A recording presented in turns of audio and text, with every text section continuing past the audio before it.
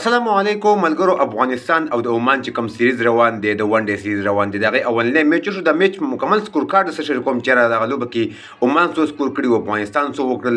افغانستان ډېر ښه پرفارم کړی دی، هم په بیټینګ کې هم په بالینګ کې، ټول مکمل سکور کارډ سره شریک کوم. شاهد الله کمال کیپټن وو د ټیم، یو ډېر ښه بیټینګ یې کړی دی. ټولو بسمیانو د افغانستان چې څومره بسمیان دغه وکټ لږ شان سخته وه او په دغه سخته وکټ باندې افغانستان ټیم چې کوم سکور کړي او بیا چې کوم عمان سټارټ واغستو نو یقینا چې ډېر ښه سټارټ یې واغستو. موږ چې عمان ټیم په دغه میچ ډېر په اسانۍ سره وګټي، خو د افغانستان بدلانو ډېر ښه بالینګ کړی دی، په زړه پورې بالینګ یې کړی دی. درې پکې تقریبا څلور پکې د عمان د ټیم نه رن آوټ شوي دي او ډېر ښه بالینګ یې کړی دی. راځو دغه میچ سکور کارډ طرف ته ټول افغانستان ته مبارک شه. دغه میچ د اولنۍ بریا چې عمان ته افغانستان ماتې ورکړه. د افغانستان A ټیم او د عمان A ټیم ترمنځ دغه سیریز روان دی، خو د افغانستان مکمل A ټیم دی او د عمان تقریبا 8 نفره پکې د سینیر ټیم دی. کیپټن تقریبا د سینیر د نیشنل ټیم کیپټن چې کوم الته دی هغه دلته کیپټن و. راځو دغه میچ سکور کارډ طرف ته سکور کارډ سره شریک کوم. افغانستان ټیم 240 سکور وکړل، ټول ټیم آوټ شو.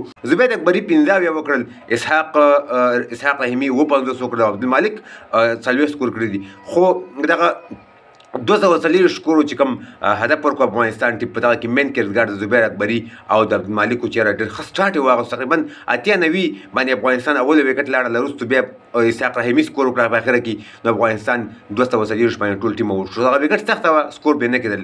عمان ټیم طرف ته راځو چې عمان ټیم ډېر ښه سټارټ واغوستو. دغه 240 سکور په هدف په مقابل کې په 115 سکور باندې د عمان اولنۍ وکټ وغورځېدله. نو مطلب عمان ته ډېره ښه لوبه جوړه وه. په اوورو کې تقریبا هغه 100 سکور کړي او یو وکټ هم نه وسوېدلی. دلته اولنۍ وکټ لاړله. نو عمان ته په 10 اوورو کې تقریبا چې 4 سکور پاتې و. خو د افغانستان چې کوم بالرانو کوم بالینګ کړی دی، خاص کر نوید دران چې کوم بالینګ کړی دی ډېر په زړه پورې بالینګ یې کړی دی. د عمان د سایډ نه تقریبا 3 لوبغاړي رن آوټ شو. افغانستان ټیم دغه میچ په 30 سکور باندې وګټو. عمان ټول ټیم په 115 سکور باندې آوټ شو. افغانستان 240 سکور کړي. افغانستان بالینګ طرف ته راځو چې نوید دران پکې په زړه پورې بالینګ کړی دی. 3 وکټ یې اخیستي، 9 اوورو کې 30 سکور وکړی دي. او دې نه علاوه ضیاء الرحمن اکبر یو وکټ اخیستی ده او شاهد الله کمال هم یو وکټ اخیستی، وفادار محمد هم یو وکټ اخیستی.